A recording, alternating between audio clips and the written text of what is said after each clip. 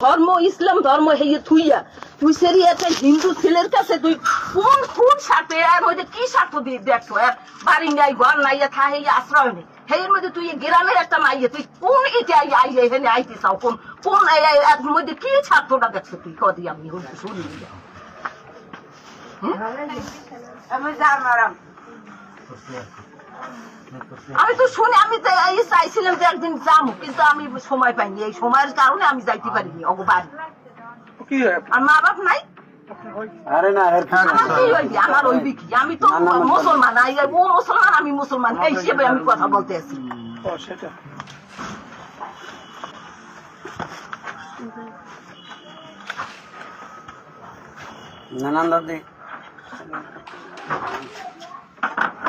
যে আকিল জ্ঞান থাকে যারা লেখাপড়া প্রিন্সিপাল মেট্রিক পরীক্ষা দেবে নাকি এই বিদ্যা শিখছো হ্যাঁ কোরআন শরীফ পড়ো নাই পড়াইছে তোর মাই সুবহানাল্লাহ আস্তাগফিরুল্লাহ আস্তাগফিরুল্লাহ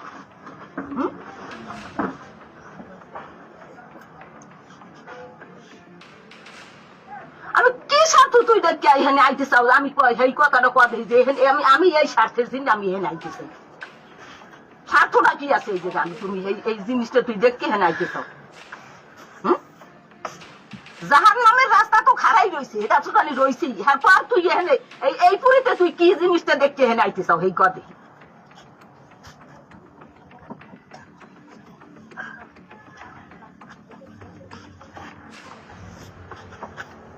মা বাপ আছে তোমার